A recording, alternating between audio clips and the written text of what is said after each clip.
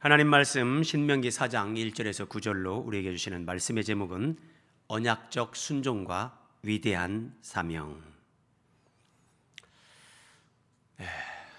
신명기에 대해서 시작할 때 제가 한번 설명을 드렸었는데, 모세가 죽기 2달 전에 모압 평지에서 행한 세 편의 설교.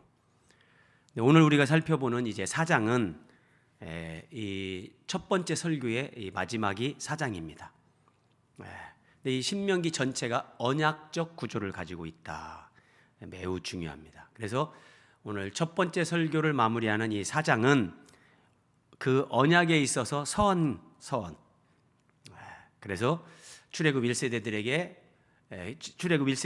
왜 가나안 땅에 들어가지 못했는지 그 원인을 설명해주고, 이제 2세대들이 가나안 땅에 입성한 후에 그들이 어떻게 하나님 앞에 살아야 되는가, 이 출애굽 2세대들에게 실천적 행위를 요구하는 내용이다. 자, 1절을 보면 이렇게 말씀하십니다. 이스라엘아, 이제 내가 너희에게 가르치는 이제. 자, 이런 의미입니다. 이제 1장에서 3장.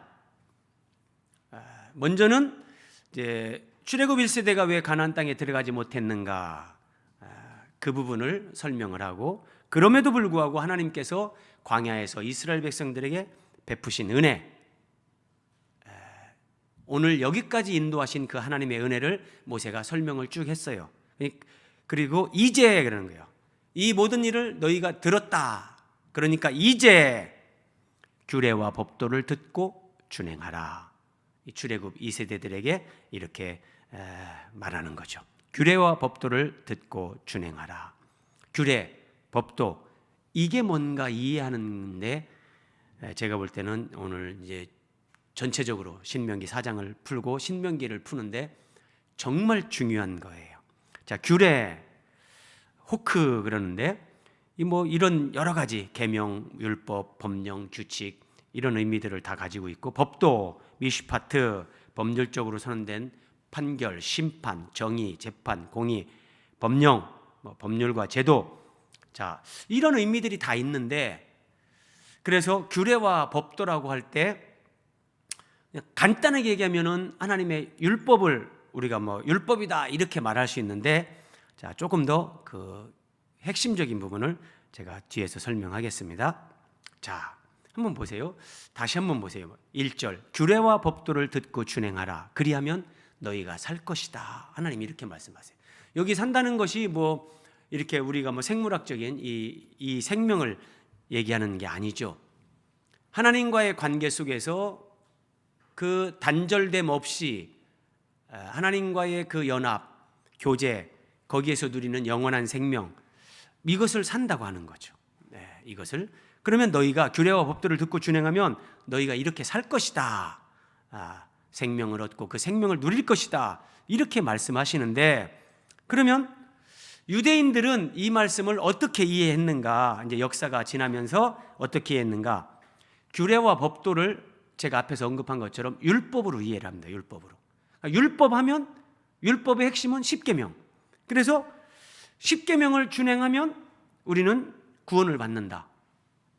하나님의 생명을 얻는다. 영생을 얻는다. 이스라엘 백성들은 이렇게 이해를 한 거예요. 그런데 자, 여기 어떤 오류가 있는가? 예수님 당시 어떤 관리, 부자, 청년, 관원이 예수님 앞에 나와서, 선한 선생님이요, 내가 무엇을 하여야 영생을 얻으리까? 이렇게 물었습니다. 그때 예수님께서 대답하시기를, 네가 계명을 안 하니 간음하지 말라, 살인하지 말라, 내 부모를 공경하라. 예수님이 10계명을 쭉 열거하십니다. 네가 계명을 알지 않느냐? 이렇게 대답을 하셨어요. 그랬더니 이 관원이, 이것은 내가 어려서부터 다 지켰습니다. 이러는 거예요. 어려서부터 다 지켰습니다. 자, 여러분, 여기서 우리가 다시 한번 생각하자고요. 사람이 10계명을 다 지킬 수 있는가? 다 지킬 수 있는가? 하나님은 너희가 규례와 법도를 준행하라. 그리하면 살 것이니라. 이렇게 말씀하셨잖아요. 자, 이 부분을 우리가 규명을 해야 되는데, 사람은 하나님의 계명대로 살 수 없어요. 자, 10계명의 8번째 계명, 도둑질하지 말라. 이게 8계명입니다.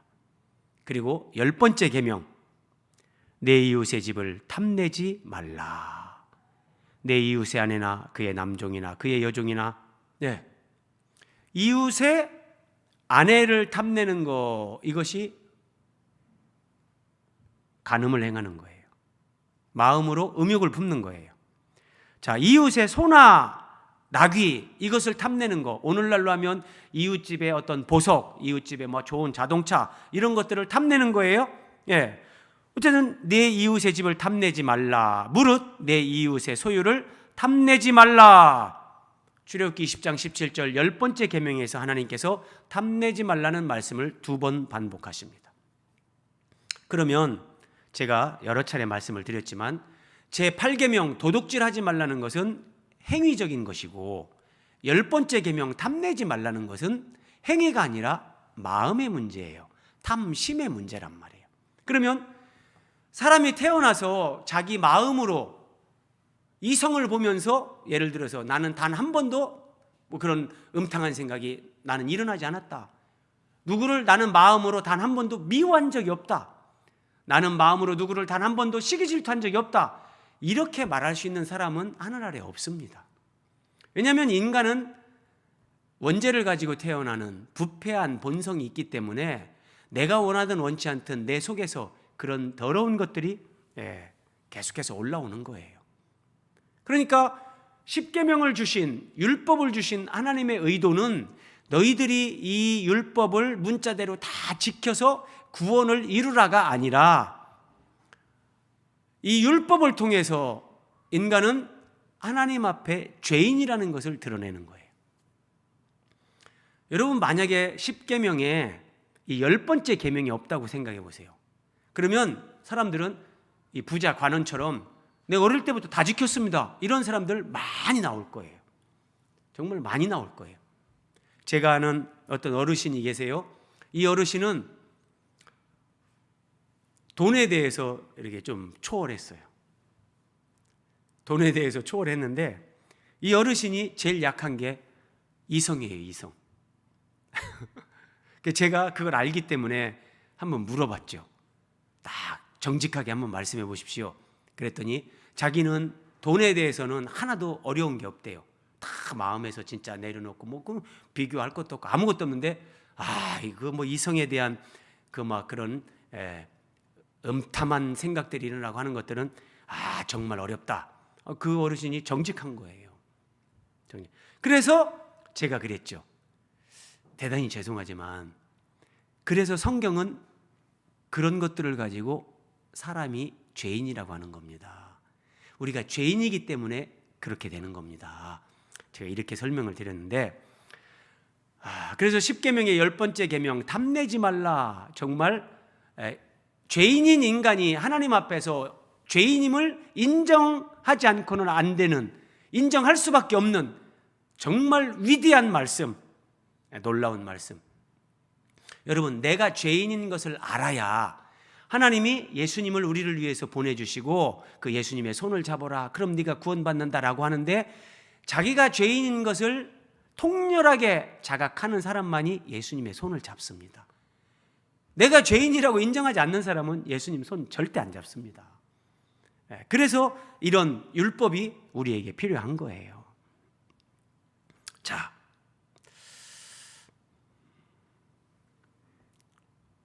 그래서 앞에서 제가 제일 처음 언급했는데, 그러면 이 규례와 법도를 준행하라, 그리하면 네가 살 것이다, 하나님이 이렇게 말씀하셨는데, 규례와 법도가 뭐냐? 저는 이렇게 정의를 합니다. 만약에 규례와 법도를 이렇게 율법 또는 십계명으로 한정하면 내가 이것을 지켜서 살게 된다, 하나님 앞에서 영생을 얻게 된다, 이거를 이제 신학적으로 얘기하면 이게 행위구원론 이렇게 되는 거예요. 근데 사람은 이걸 행해서 구원 얻을 자가 없죠. 그런데 여러분, 중요한 게 이거예요.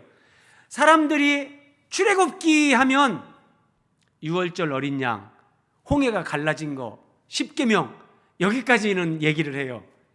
근데 출애굽기 얘기해 보세요. 기억나는 거. 그러면 성막을 얘기하는 사람들이 의외로 없어요. 출애굽기는 40장까지 있는데 제일 많은 분량을 차지하는 것이 성막에 관한 말씀이에요. 그래서 출애굽한 이스라엘 백성들을 시내산으로 인도하시고 하나님께서 시내산에서 이스라엘 백성들에게 주신 것은 율법, 그리고 율법과 함께 성막을 주신 거예요. 성막을 이렇게 만들어라. 하나님이 성막에 대한 계시를 주셨어요. 그래서 규례와 법도를 지켜라. 그러면 너희가 살 것이다. 하나님이 이렇게 말씀하셨는데, 규례와 법도는 굉장히 중요합니다, 여러분. 율법과 성막 제도를 포함하는 겁니다. 네. 이걸 포함하는 거예요. 그런데 유대인들이 오해한 것이 이거예요. 규례와 법도를 율법으로 10계명으로만 이해하니까 어려서부터 다 지켰는데요, 사실은 지킬 수 없는데도 그렇게 얘기를 하는 거예요. 하나님은 율법으로 죄를 깨닫게 하시고, 죄를 깨닫는 사람들이 성막의 번제단에 나가서 성막의 번제단에서 하나님 앞에 속죄제로, 화목제물로, 번제로 드려지는 예수 그리스도를 예표하는 그 제물, 그 제물의 대속죽음을 통해서 우리가 죄사함을 받게 해주신 거예요. 그러니까 어차피 사람은 율법으로 10계명으로 구원받을 자가 없다. 하나님은 이걸 아세요. 그래서 율법을 주시면서 더불어 성막을 주시는 거예요. 만약에 사람이 율법을 다 지켜서 율법으로 10계명으로 구원을 얻을 수 있다면 하나님이 성막을 주실 필요가 없죠. 그렇잖아요. 그래서 성막은 구약의 복음이다. 구약의 복음이에요. 그래서 율법과 복음을 하나님은 시내산에서 함께 주셨는데, 사람들은 이 성막이라는 것을 그냥 가가지고 종교 생활하고 하나님 앞에 제사나 드리는 어떤 이 정도 생각을 하지, 그 성막의 하나하나의 의미, 거기에 담겨 있는 예수 그리스도의 복음, 이거를 깨닫지 못하고 그렇게 종교 생활하면서 예수님이 오셨을 때 예수님을 죽이는 거예요. 오늘 중요한 거 하나, 규례와 법도라고 할 때 이것은 율법과 성막 제도를 총칭하는 것이다. 그러면 굉장히 많은 답이 나옵니다. 여러분 신명기 보시면서 또 구약 성경 보시면서 이스라엘 백성들이 우상 숭배에 빠졌다. 그들이 하나님 앞에 죄를 졌다. 하나님의 율법을 범했다. 이런 말씀이 나올 때 그것의 핵심은 그 율법을 문자적으로 지키지 않았다가 아니라 그 율법과 성막이 계시하는 예수 그리스도, 메시아 언약,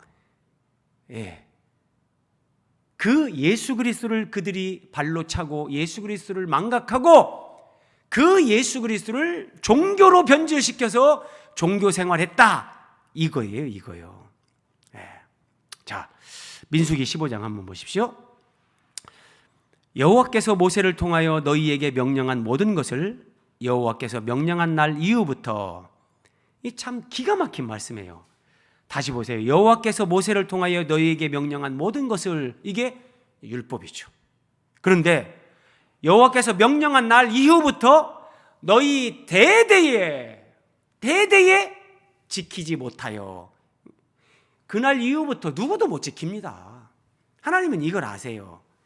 대대에 지키지 못하여 회중이 부지 중에 범죄하였거든.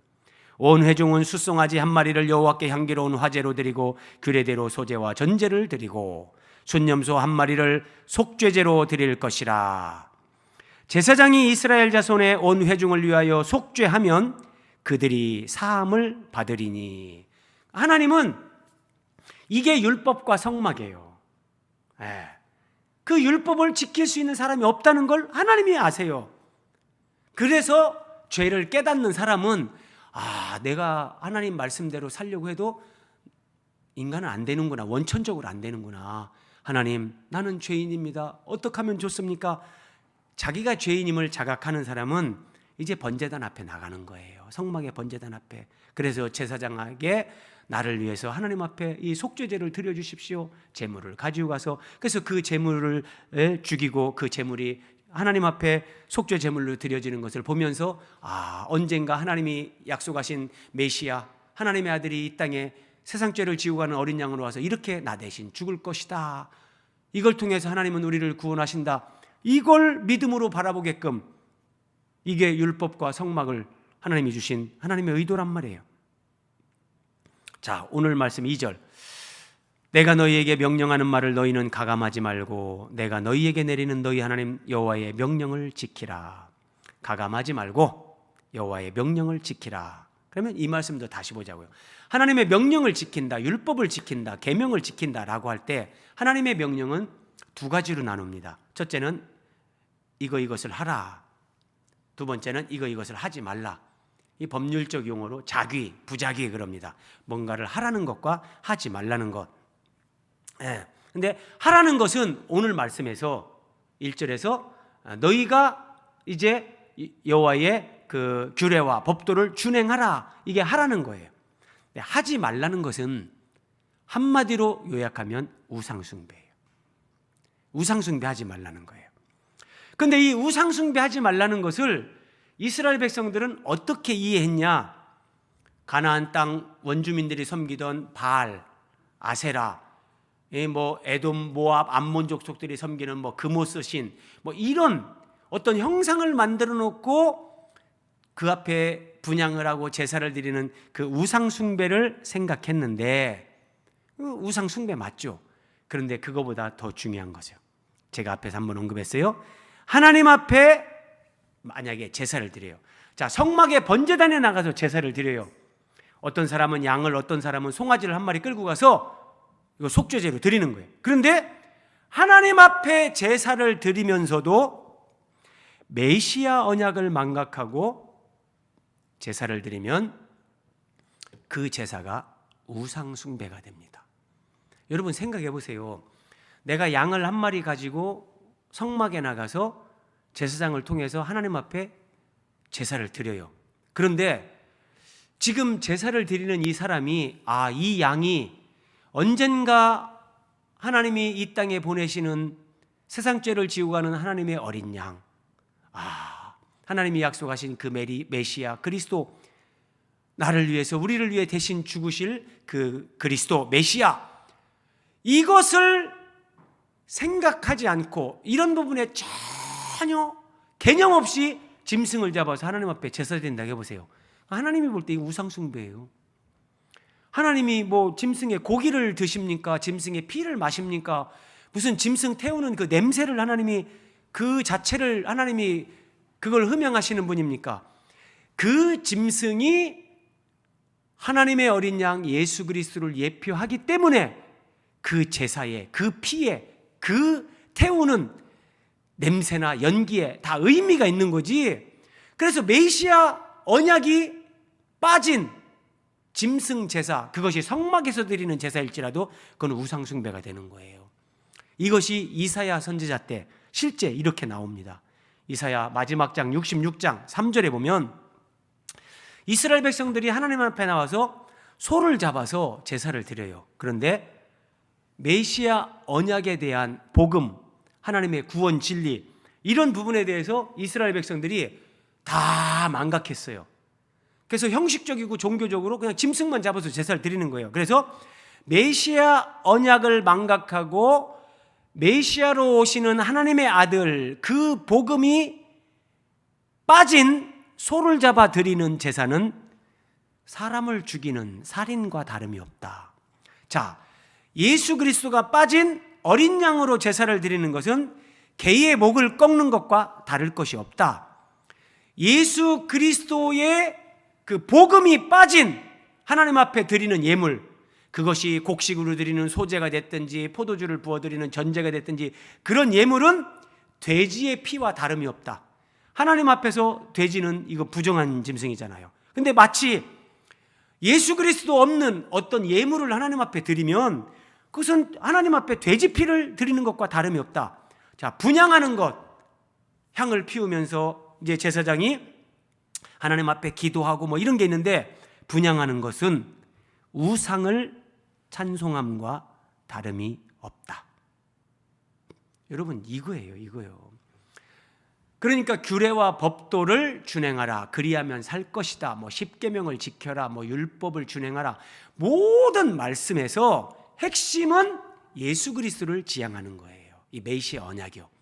근데 진짜 하나님이 언젠가 보내셔서 이 땅에 오셔서 우리 대신 대속 죽음을 죽으시고 우리 대신 그 속죄를 이루셔서 우리를 구원하실 그것을 예표하는 양, 송아지, 그것을 예표하는 고운 가루, 하늘의 밀이 땅에 떨어져 정말 고운 가루가 돼서 우리에게 생명의 떡이 되시는 그리스도, 뭐 이런 것들이 연결되는 것 없으면 이게 분향하는 것이 됐든 양이나 소를 잡아 드리는 것이 됐든 어떤 예물을 드리는 것이 됐든 그 모든 것은 우상을 찬송함과 다름이 없는 우상 숭배라는 거예요. 우상 숭배요. 정말 이스라엘 백성들은 제가 생각할 때 지금도 여기까지 이해를 못해요. 지금도. 그런데 그러면 이제 오늘날 예수 그리스도를 믿는 그리스도인들 우리에게 적용해야 되는 거예요. 오늘날 그리스도인들은 하나님 앞에 예배를 하면서 정말 예수 그리스도를 하나님 앞에 통해서 그 예수 그리스도 중심으로 예배를 하고 있는가? 자, 아래 설명 보세요. 규례와 법도를 준행하라. 하나님이 이렇게 말씀하시는 것은 언약 백성에게 요구하시는 순종이다. 순종. 그런데 자, 구약의 제사 제도는 구약 교회의 예배, 그 구약의 제물은 예수 그리스도를 예표. 자, 하나님께서 요구하시는 언약적 순종은 그리스도에 대한 믿음과 소망과 사랑으로 살아가는 삶.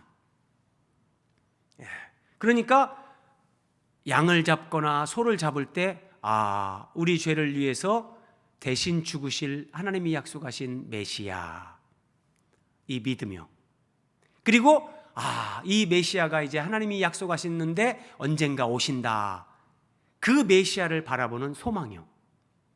그리고 나를 위해서 대신 죽으시고 나를 구원하실 그 메시아, 하나님의 아들, 그분을 향한 나의 사랑이요. 믿음, 소망, 사랑. 하나님이 규례와 법도를 준행하라. 그리하면 너희가 살 것이다. 이건 언약적 순종을 요구하는 건데, 그 언약적 순종이란 이런 그리스도에 대한 믿음과 소망과 사랑으로 하나님 앞에서 예배하는 것이요, 살아가는 일상의 삶이다. 여러분, 우리에게 적용하면 예배당에 나와서 예배하는 거 아름답죠. 그런데 예배당에 나와서 내가 내 몸뚱아리가 예배당에 앉아있고 예배할 수 있지만 내 마음이, 내 중심이 다시 오시면서 우리의 구원을 완성하실 예수 그리스도를 소망하는 거 없고, 다시 오심으로 우리의 구원을 완성하시고 하나님 나라를 완성하실 그 주님을 향한 사랑도 없고, 그 완성될 하나님의 나라에 대한 믿음도 없이 그냥 예배당에 와서 앉아있다면, 초신자 때는 그럴 수 있죠. 근데 정말 우리가 믿음 생활을 오래 했음에도 그렇다면 이게 뭔가 성경 전체적인 이해에 있어서 심각한 그 어떤 빈곤, 성경을 전체적으로 이해하지 못하고 믿음 생활하는 상태에 머물러 있다는 그게 반증이란 말이에요. 자, 그래서 하나님이 우리에게 진짜 요구하시는 규례와 법도를 준행하라, 그 순종의 의미는 예수 그리스도를 살아가는 거예요. 그래서 내 인격에 체득된 예수 그리스도의 성품, 내 삶으로 내가 살아가지는 예수님, 예수님이 내 생명이 되고 예수님이 내 주인이 되고 그 예수님으로 살아가는 나의 삶, 이런 것들을 가지고 주일 예배 때마다 나와서 우리가 하나님 앞에 예배할 때 하나님이 그 예수님과 더불어 우리를 그런 정말 향기나는 그런 제물로 받으시는 거지, 예수님 없이, 예수님 사랑하는 거, 예수님 닮아가는 거, 이거 없이 우리가 그냥 헌금봉투 돈 많이 드는 거 가지고 와서 하나님 앞에 예물 드린다고 하고, 내가 정말 기도를 하는데 여러분, 처음부터 끝까지 그 기도가 내 욕망을 추구하는 거라면, 그걸 하나님이 뭐 그렇게 기뻐하시겠습니까? 그런데 정말 단 한마디 기도일지라도, 하나님, 저도 주님 닮고 싶습니다. 저 좀 도와주십시오. 저도 예수님처럼 그렇게 비슷하게라도 살고 싶습니다. 이러면 하나님이 얼마나 기뻐하시겠어요. 당장 그렇게 살지 못한다 할지라도. 그래서 우리의 기도나 우리의 예배나 그 모든 초점이 예수님이 될 때 이게 의미가 있다는 거예요. 우리가 이런 예배, 이런 삶을 살아가고 이런 믿음 생활을 하면 하나님이 요구하시는 언약적 순종의 삶에는 반드시 이런 것들이 따라옵니다. 거룩, 헌신, 비움, 나눔, 낮아짐, 섬김. 이게 따라와요. 세상 사람들과 다른 가치관, 인생관을 가지고 다른 삶의 이유와 다른 삶의 목적을 가지고 살아가는 이 거룩함이요. 그리고 주님과 복음과 교회를 위해서 내가 수고하고 헌신하는, 이게 나온다니까요. 이게 따라와요. 나를 비우고 나를 부인하고 예수님으로 채워지고, 그래서 주님과 함께 더 낮아지고 낮은 자리에서 섬기는 이 삶이 따라오는 거예요. 우리가 이런 삶으로 주님 오심을 소망하는 사람들, 주님 오실 길을 예배하는 사람들, 이것이 진짜 예배. 요한복음 4장에서 주님이 말씀하시는 아버지께서 찾으시는 참된 예배자, 이거란 말이에요. 이거요. 자, 두 번째, 언약 안에 있는 복과 저주. 1절 다시 봅니다. 이스라엘아, 이제 내가 너희에게 가르치는 규례와 법도를 듣고 준행하라. 그리하면 너희가 살 것이요, 너희 조상의 하나님 여호와께서 너희에게 주시는 땅에 들어가서 그것을 얻게 되리라. 자, 너희가 이것을 준행하면 산다. 지금 이제 가나안 땅에 들어가는 이스라엘 백성들, 이게 똑같아요. 원리가 에덴 동산에 있었던 아담과 하와, 가나안 땅의 이스라엘, 오늘날 예수 그리스도 안에 있는 그리스도인들 똑같아요. 그래서 이것을 언약 안에 있는 복과 저주, 이렇게 여러분들이 기억을 하시면 매우 유익합니다. 자, 규례와 법도를 듣고 준행하라. 그리하면 너희가 살 것이다. 이게 그러면 여러분 뭐예요? 이것은 언약 안에 있는 복. 그런데 규례와 법도를 듣고 준행하지 않으면, 그리하면 너희가 죽게 될 것이다, 멸망하게 될 것이다, 이거예요. 그럼 이건 언약 안에 있는 저주. 언약은 항상 이 복과 저주가 함께 나오는 거예요. 자, 에덴 동산에서 하나님이 이렇게 말씀하시는 거예요. 창세기 2장 17절, 선악을 알게 하는 나무의 열매는 먹지 말라. 네가 먹는 날에는 반드시 죽으리라. 선악과를 먹으면 반드시 죽는다. 선악과를 먹지 않고 하나님 말씀에 순종하면 너는 영원히 산다. 이게 언약 안에 있는 저주와 언약 안에 있는 복, 원리가 똑같아요. 근데 이제 에덴에서 추방당하잖아요. 그리고 이스라엘 백성들을 택했어요. 이스라엘 백성들이 가나안에 들어가서 오늘 주신 말씀 똑같은 거예요. 규례와 법도를 준행하라. 가나안에 들어가서 그리하면 살 것이다. 그런데 거꾸로 규례와 법도를 준행하지 않으면 너희는 죽을 것이다. 자, 신약으로 오면 이제 예수님을 믿는 우리 그리스도인들에게 요한복음 3장 16절, 하나님이 세상을 이처럼 사랑하사 독생자를 주셨으니 이는 그를 믿는 자마다 멸망하지 않고 영생을 얻게 하려 하심이라. 이게 언약 안에서, 언약 안에 있는 자의 복, 예수 그리스도를 믿음으로 영생을 얻는 거예요. 그러면 이 말씀을 뒤집으면 어떻게 돼요? 믿지 않는 자는 멸망하고 심판을 피할 수 없다. 똑같은 거예요. 자,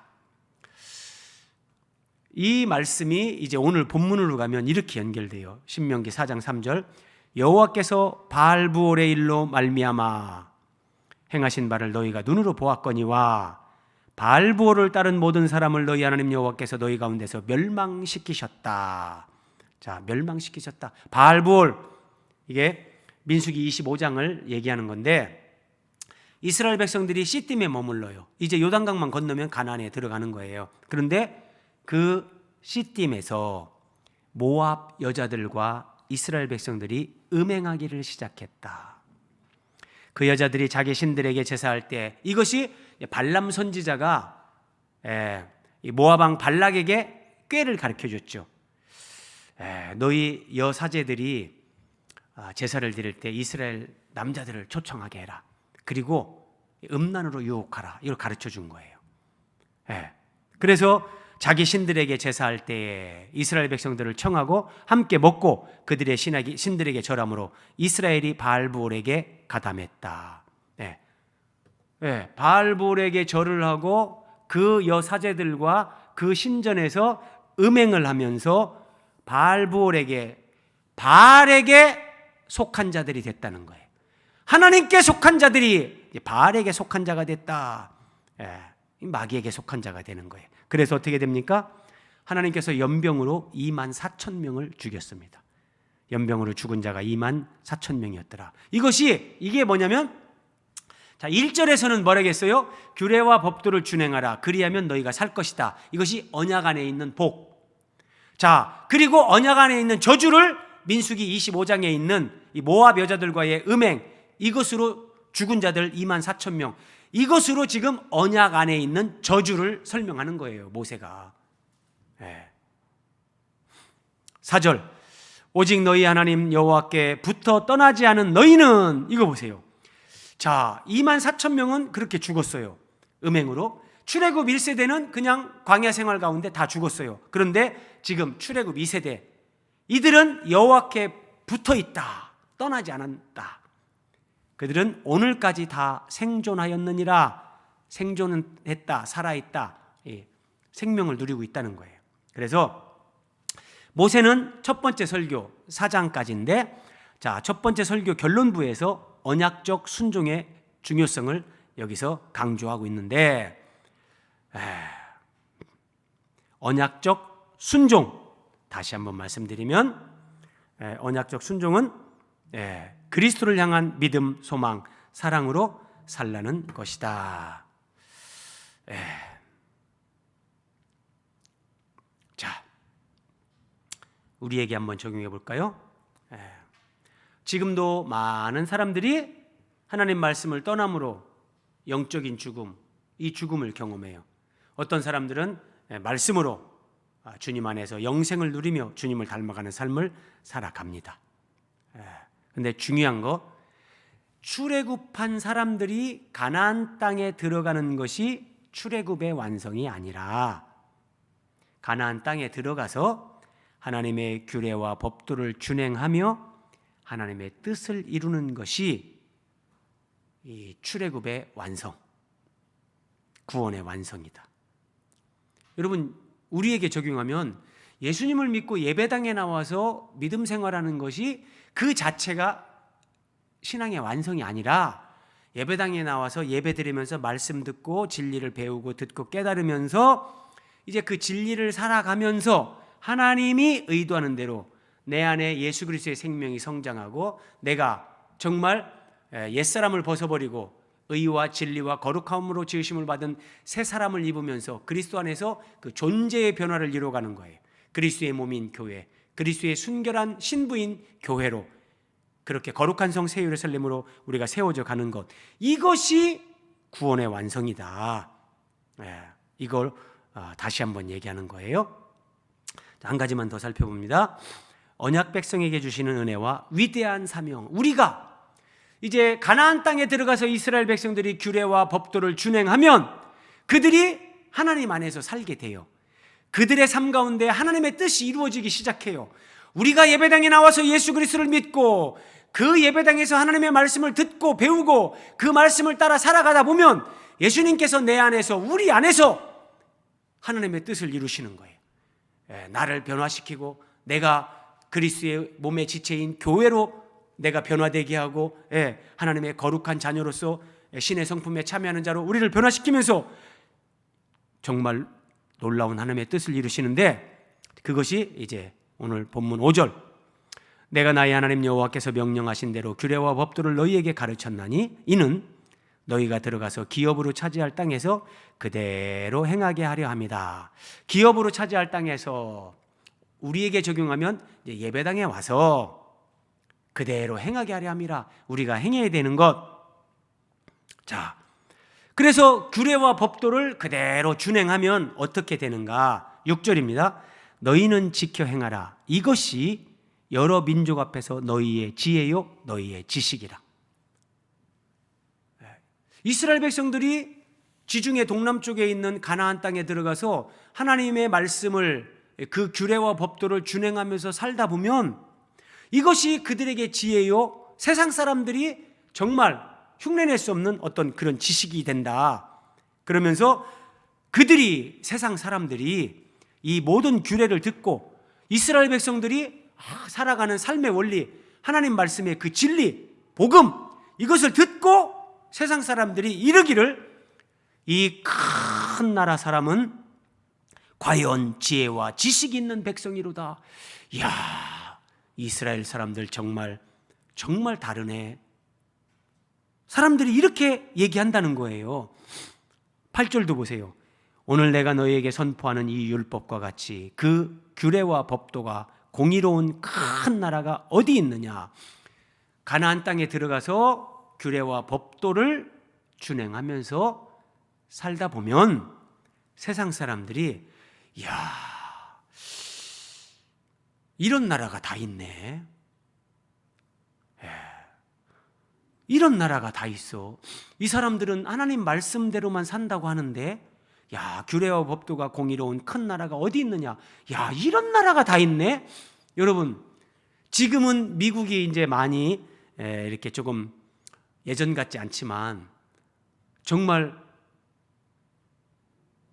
한 3, 40년 전만 해도 여러분 어떻습니까? 우리가 생각할 때는 미국 사람들은 그냥 어디에 그냥 원조 주고, 우리나라 뭐 전쟁 직후에도 안 그렇습니까? 전쟁 때도 미군 보내주고 뭐 이렇게 막 진짜 뭐 식량 도와주고, 진짜 어떻게 보면 그런 일을 제일 많이 한 나라가 참 미국이 아니겠나 싶을 정도로 참 특이하다. 뭐 나눠주는 거, 이렇게 뭐 도와주는 거, 이런 거를 진짜 많이 했잖아요. 그런 얘기예요. 쉽게 얘기하면 이스라엘이 하나님 말씀대로 규례와 법도를 준행해서 살면 그 주변 국가들이 나중에는 온 세계 사람들의 소문을 듣고, 이야, 뭐 저런 나라가 다 있냐. 저 사람들은 자기들이 하나님으로부터 신의 산에서 받았다고 하는 그 율법, 하나님 말씀대로 산다고 하면서, 야, 저렇게 사네. 와, 이렇게 된다는 거예요. 이렇게요. 쉽게 적용하면, 설명하면 이거예요. 동그라미 3번부터. 세상 사람들이, 이야, 진짜 하나님 믿는 사람들이 다르네. 네. 우리 그리스도인들이 이런 소리를 들어야 된다는 거죠.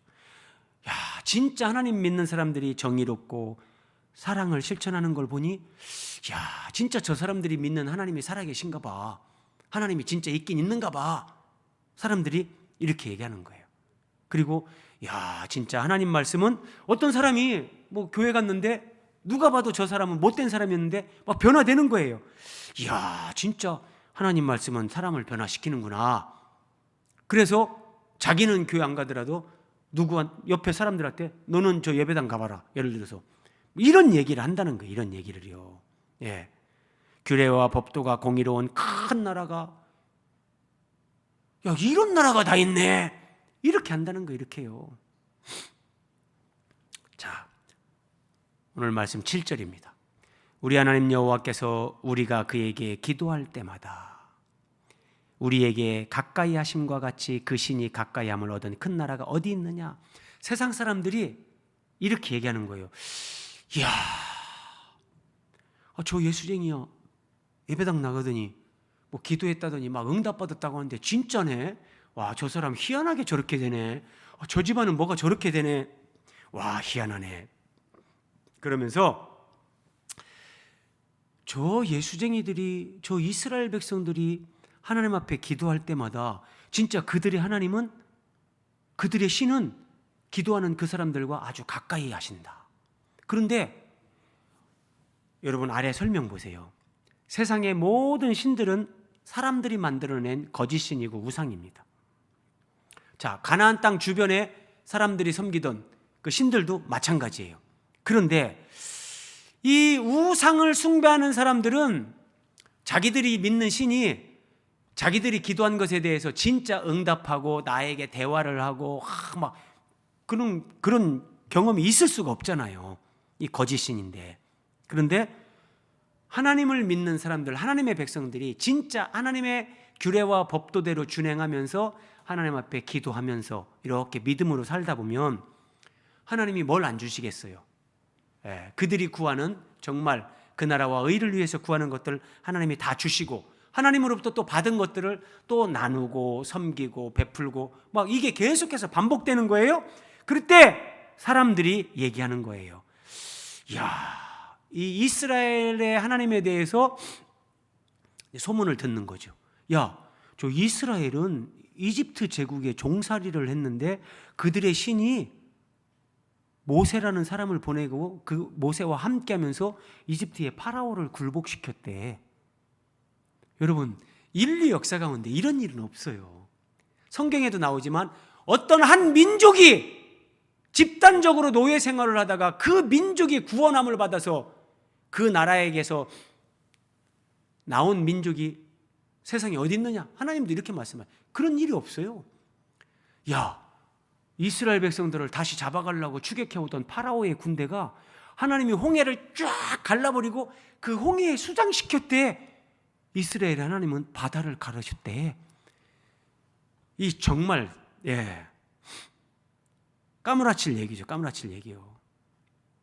우리가 지난 시간까지 살펴본 거, 야, 이 가나안 땅 들어가기 전에 벌써 이스라엘은 이 아모리 족속, 가장 강력한 아모리 족속, 헤스본의 바산 왕, 이 시온, 헤스본의 시온과 바산의 옥, 세상의 두 나라를 진멸하고 그 왕들을 죽였대. 이스라엘의 하나님은 진짜 이런 분이래.